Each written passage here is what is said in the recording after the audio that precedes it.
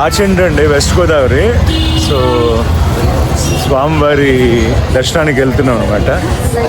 వచ్చింది లైటింగ్.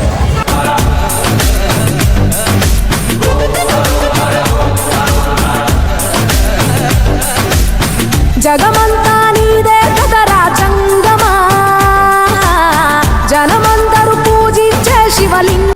ఉదయం నిద్ర లేచినప్పటి నుంచి నెలాఖరు అయ్యేంతవరకు కూడా 1వ తారీఖు శాలరీ ఎప్పుడు వస్తుందనో వేచి చూసి వాచిపోయిన కన్నులు, దాంతోపాటు సంపాదనతో ఏదైనా కూడా చేసుకుందామనే ఆశలు తీరక చాలని బతుకుల మీద ఆశతో ప్రాణాల మీద ఆశతో మనుషులు.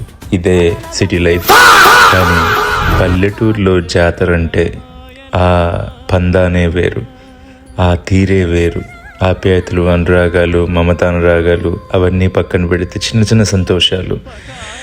స్వామివారి జాతరకి వెళ్తే చుట్టూ జనం, సందడి, కోలాహలం ఇవన్నీ ప్రత్యేకించి అన్నీ అయిన తర్వాత అందరూ బంధువులు కలవడం, వారితో కాస్త టైం స్పెండ్ చేయడం, దానికి తోడు స్వామివారి దర్శనం చేసుకొని ఆయన కృపకు పాత్రుడు కావడం, ఇవన్నీ వెరసి ఒక జాతర.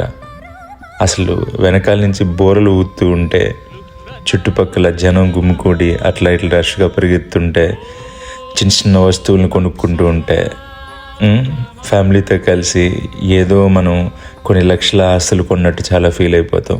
అలాంటి ఒక అనుభూతిని మా ఫ్యామిలీతో కలిసి మేము అనుభవించాం. ఇవాళ ఆచంట శ్రీ శివస్వామి గుడికి దర్శనానికి వెళ్ళాం వెస్ట్ గోదావరిలో శివరాత్రి సందర్భంగా. మాకు ఎదురైన అనుభూతుల్ని ఎక్కువ రష్ వల్ల చిత్రీకరించలేకపోయాం కాబట్టి ఇలా మాకు తోచినట్టుగా చేస్తున్నాం. మీకు కూడా ఇలాంటి అనుభవాలు ఉంటే మన కమెంట్ బాక్స్లో షేర్ చేయండి. దాంతోపాటు మన ఛానల్ లైక్ చేసి సబ్స్క్రైబ్ చేయండి. స్వామి శరణమయ్యప్ప. జై శ్రీరామ్, జై హింద్.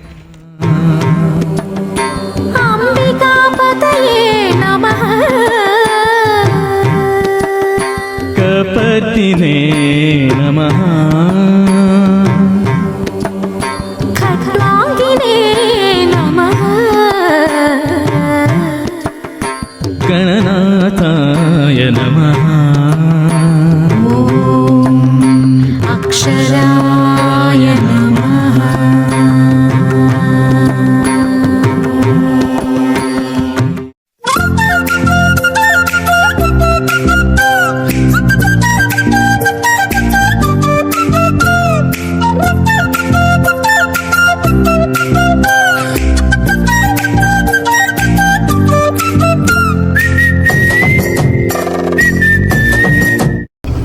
హాయ్ ఫ్రెండ్స్, ఈరోజు మేము శివాలయానికి వెళ్తున్నాము. సో ఇప్పుడే స్టార్ట్ అయ్యాము, ఆన్ ద వేలో ఉన్నాము. నేను చూపుతాను దారిలో ఇంకో టెంపుల్ కనిపించింది. సో ఇప్పుడే ఆగామన్నమాట. నేషనల్ ఫీవర్ వచ్చింది తెలుసా? చెప్పు. చెప్పు. Hi friends. మీ చెల్లెలు హాయ్ చెప్పిన దానికే